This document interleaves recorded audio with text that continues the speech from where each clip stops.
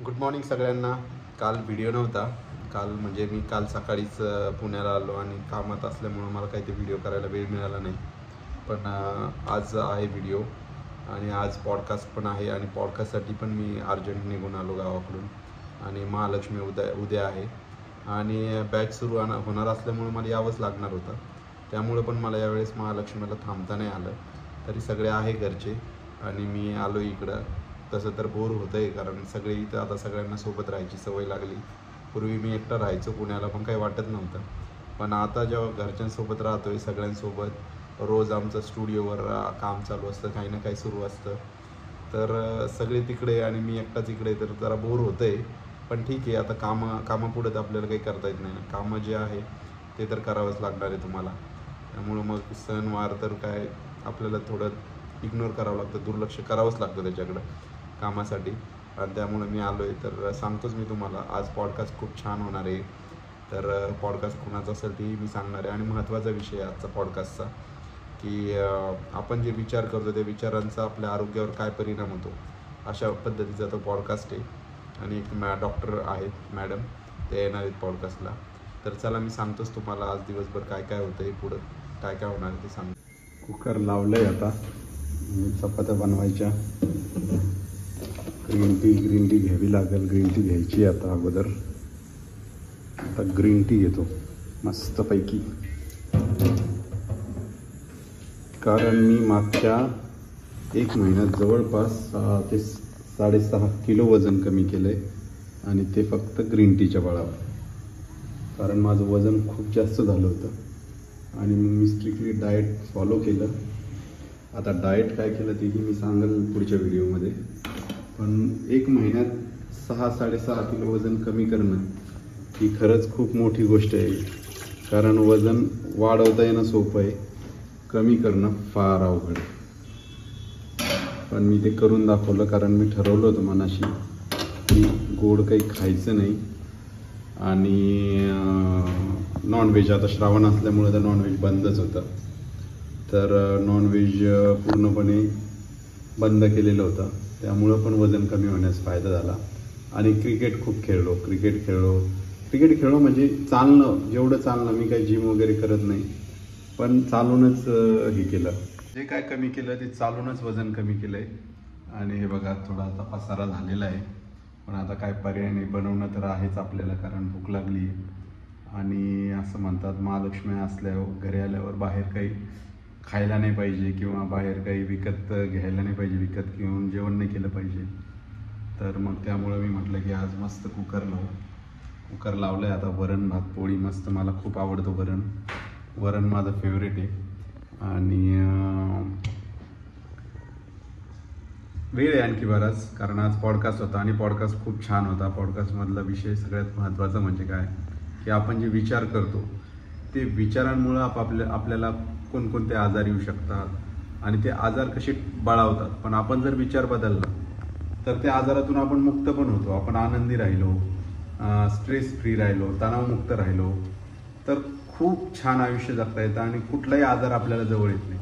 पण जर तुमची मनस्थिती चांगली नाही, विचार चांगले नाही, तर मग तुम्ही वेगवेगळ्या आजारांना आमंत्रण देता. तर हा आजचा या विषयावर पॉडकास्ट होता. तर त्या मॅडमने खूप छान सांगितलं. आणि बाहेरून ओला होऊन आलो आहे मी आत्ता, त्यामुळं केस खूप हे झालेले आहेत. तर स्टुडिओवरून येताना खूप पाऊस लागला, त्यामुळं मग काय ओलं झालं. ठीक आहे, मस्त. आता म्हटलं ग्रीन टी घ्यावी. हे बघा, मस्त पाणी गरम करून घेणे ग्रीन टीसाठी. ग्रीन टीचा सॅशे, कारण मी मागच्या महिन्याभरात फक्त आणि फक्त ग्रीन टी घेतली. चहा घेतला, पण कुठं घेतला, कोणता घेतला, तर काळा ब्लॅक टी घेतली फक्त. ही निघाली आपली ग्रीन टीची बॅग. ही टिप केलं, 2-3 वेळा टिप केलं की परफेक्ट ग्रीन टी होऊन जाते. आणि मस्त ग्रीन टी करता करता मी आता तुमच्याशी गप्पा मारणार आहे. खरं तर गप्पा 2 वे असतात, दोन्ही बाजूने असतात. पण तुम्ही कमेंट करतच असता, त्यामुळं त्या कमेंटला पण रिप्लाय देणं म्हणजे एक प्रकारचं डिस्कशन केल्यासारखंच आहे. तर असं आहे.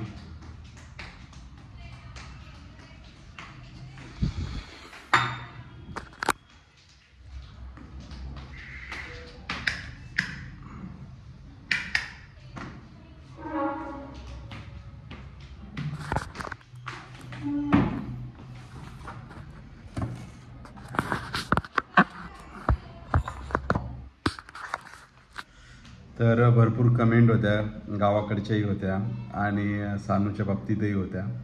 तर म्हटलं त्यावर आज बोलावं. तर आजीला सानू फार चिमटे घेते. पण काय होते माहिती आहे का, लहान लेकरांना नाही का, आता तुम्हाला माहिती आहे आजीचं वय जवळपास 100च्या पुढं गेलेलं आहे. आणि मग झालं काय की आजीची जी स्किन आहे ती एकदम अशी हे झालेली आहे, ढिल्ली झालेली म्हणता येईल, किंवा अशी एकदम सुरकुत्या पडतात लवकर. आणि ते स्किन तिला हातात घेतल्यावर नाही का खूप वेगळंच वाटतं तिला. आणि त्यामुळे ती सारखी येऊन जाऊन चिमटे घेते. आम्ही खूप लक्ष देतो तिच्याकडं, कारण आजीला पण काय आहे माहिती आहे का, तिने चिमटे नाही घेतले, ती जवळ नाही आली की आजीलाही करमत नाही. आजीला वाटतं मग ही आता दूर चालली माझ्यापासून. मग आजी तेकडून पण बोलतात.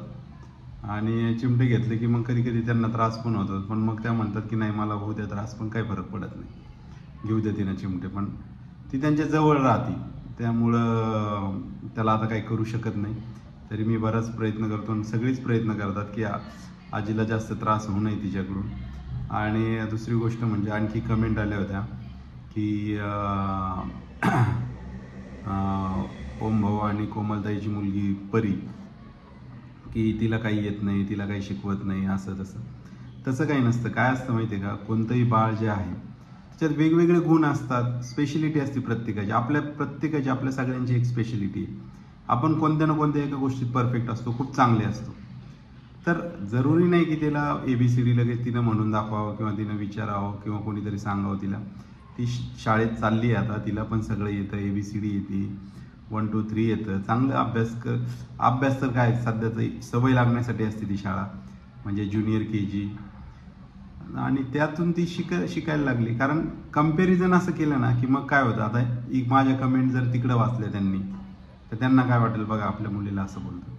पण खूप छोटी मुलगी आहे ती, आणि तिच्याविषयी आपण ती कशी आहे काय, म्हणजे अजून तिला बरंच मोठं व्हायचं आहे, तिला तिचे कलागुण दाखवायचे, त्याला वेळ आहे आणखी. आत्ताच जजमेंटल होण्यात काही अर्थ नाही असं मला वाटतं. ज्यांनी कमेंट केलं त्यांच्यासाठी आहे. आणि सगळे बाळ हे खूप स्पेशल असतात, प्रत्येकात स्पेशलिटी असते. त्यामुळं कम्पॅरिझन तर चुकूनही करायचं नाही. आपण एकमेकांचं करा, स्वतःचं दुसऱ्यांशी करा, तसं तर कम्पॅरिझन कोणाशीच करायला नाही पाहिजे. प्रत्येक गोष्ट या जगातली युनिक आहे, देवाने युनिकच बनवलंय सगळ्यांना. सगळे सारखे असते तर मग जग सगळे सरसकट झालं असतं ना.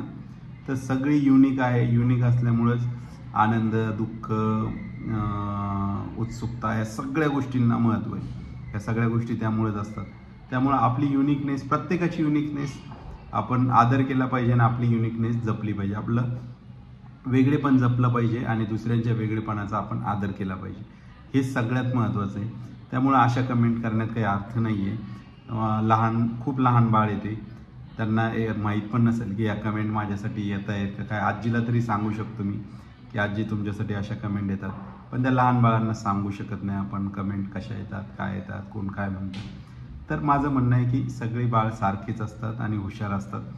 खूप वेळ लागतो. आता मी तुम्हाला सांगतो, मी शाळेत जेमतेम होतो, पण आयुष्यात काही ना काही करतोच ना आपण. शाळेत काही येत नसेल किंवा अभ्यासात काही येत नसेल, प्रत्येकात वेगळा काहीतरी गुण असतो, तो बाहेर येतच असतो कालांतरानं, आणि त्यात माणसं पुढे जात असतात.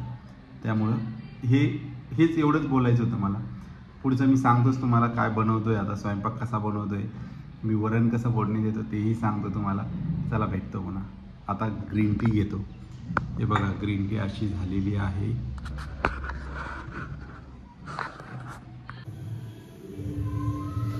हे बघा पीठ मळून झालंय आणि आता चपात्या पोळ्या करायच्या आहे. इकडं कुकर झालेलं आहे आणि इकडं तवा गरम करायला ठेवला आहे. आणखी भात लावायचा आहे, कारण मला वरण म्हटलं की भात पण आवश्यक लागतो. त्यामुळं आता तुम्हाला दाखवतो मी पोळ्या कशा बनवतो. तर ही झाली चपाती लाटून. आता कसं आहे माहिती आहे का, कॅमेरा आणि हे दोन्ही करता येत नाही, त्यामुळं ठीक आहे.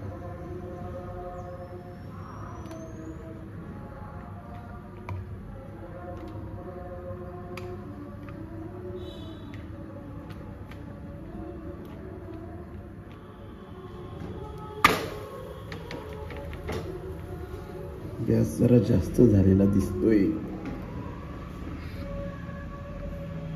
बघा अशी झाली आहे चपाती.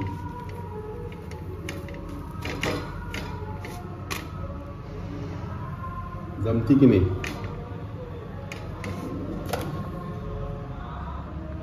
एकदम गोल झालेली आहे चपाती. तवा जरा खाली आहे त्यामुळे तसं वाटतं तो, पण जमतायत.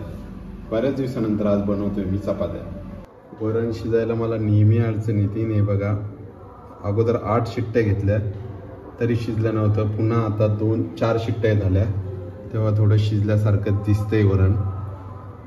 असं आहे सगळं. पातेलं तापलेलं आहे. आता तेल टाकणं आहे, कारण वरण फोडणी द्यायचं आहे. साधं वरण तर मला काही आवडत नाही जास्त, त्यामुळे वरण फोडणी देतोय आता. आणि वरण फोडणी द्यायची पद्धत जी आहे ती मी मावशीकडून शिकलेलो आहे माझ्या, कारण मी मावशीकडे शिकायला होतो. तर मला मावशीनं परफेक्ट बनवलं सगळं. स्वयंपाक वगैरे काही करायचं असो, कधी अडचणी आपण स्वतः सगळं करू शकलो पाहिजे या पद्धतीनं. मेन म्हणजे आता काय वरणासाठी मी मसाला आणलाय तिकडून.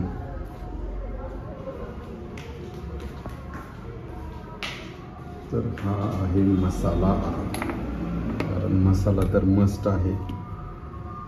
तेल तापलं की आता बाकीचं आपण करू शकतो. काय घ्यायचं होतं इकडे मला, चमचा धुवून घ्यावा लागेल. अद्रक लसूण टाकला इथं, आणि मिरच्या तर काही टाकणार नाही आहे कारण मिरच्या मी वरण शिजतानाच टाकल्या होत्या. तर आता फक्त काय जिरं आणि मोहरी तर आवश्यक आहे. सगळं सामान रेडी आहे आपल्याकडे, काही अडचण नाही कुठल्या गोष्टीची. आणि राहिला हा प्रवीणचा अंबारी मसाला, थोडाच टाकतोय तो. आणि हा घरचा आहे, घरचा थोडासा मसाला, म्हणजे कशी मसाला एकदम टेस्ट येईल वरणाला. बाकीचं सगळं झालं आहे. थोडी हळदही टाकून देतो, तशी वरणात टाकलेली आहे हळद. हे झालं आहे ऑलमोस्ट.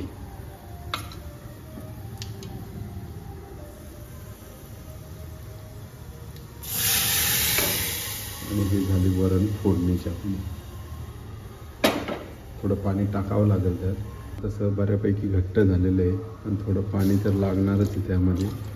जेवढं पुरेसं आहे आपल्याला वरण त्या पद्धतीने घेतलं आहे. मीठ टाकताना नेहमी गडबड होती, तर मी काय करतो थोडं कमीच मीठ टाकतो. थोडं आणखी टाकतो, खरट नको व्हायला फक्त. बघूया आता कसं होतं. तर वरण तर फोडणी देऊन झालेलं आहे आणि परफेक्ट. आता 5 मिनिटात भात लावून टाकायचा, म्हणजे काही विषय राहत नाही शिल्लक. वरण तर इकडं होतंय. इकडं करायचं आहे जिरा राईस. आता कुकरमध्ये जिरा राईस करून येतो, कारण एकत्र टाकणं शक्य नव्हतं आणि मला जिरा राईस आवडतो, त्यामुळे मग जिरा राईस करून येतो एकदा. मस्त याला तेल,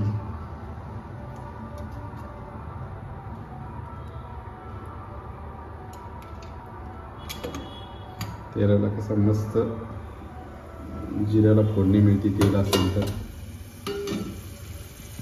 मला वाटतं मी पाणी असताना तेल टाकले कुकरमध्ये, त्यामुळे आता त्याचा आवाज यायला लागला आहे.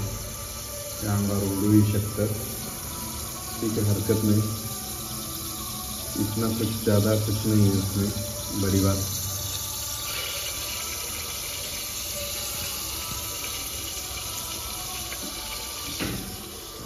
आपल्याकडं पान होते, पण आता पान सापडणार नाही. ते ह्याचे पान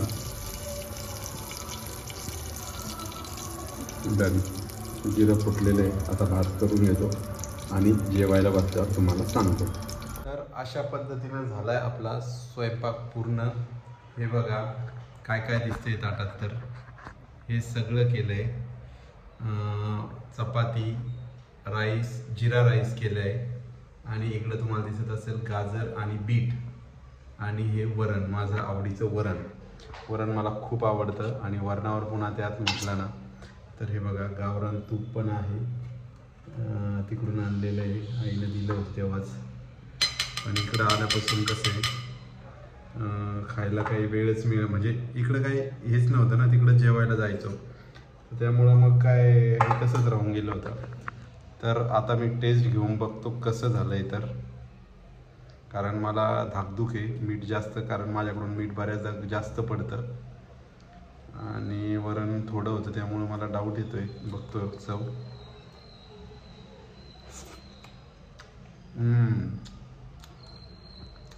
ज्याची भीती होती ते झालंच. थोडं मीठ जास्त पडलं आहे पण ठीक आहे. मी राईसमध्ये मीठ टाकलेलं नव्हतं आणि उंडा मळताना सुद्धा मीठ टाकलेलं नव्हतं, त्यामुळं मी खाऊ शकतो एवढं आहे. पण जरा खरटच झालं आहे. आणि हेच जर खरट झालं असतं घरी आईकडून तर मी किती वेळा म्हटलं असतं की आई खरट झालं. पण आता खाणं आहे कारण पर्याय नाही दुसरा.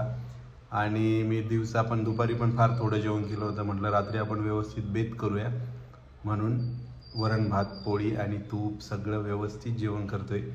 चला भेटतो तुम्हाला पुढच्या व्हिडिओमध्ये. आणि तुमचे काही सजेशन असतील तर नक्की सांगा स्वयंपाकामध्ये इम्प्रूव्ह करायला. कारण हे मला आवडतं बनवून खायला. असं काही नाही की महिलांनीच बनवलं पाहिजे किंवा पुरुषांनी. मला आवडतं, मी बनवत असतो जेव्हा वाटेल तेव्हा. तिकडेही तुम्ही मागच्या व्हिडिओमध्ये पाहिलं असेल की आईला म्हणायचं की मी करतो आज भाजी काहीतरी. तर तसंच मला आवडतं. चला भेटतो तुम्हाला पुढच्या व्हिडिओमध्ये. तोपर्यंत गुड बाय.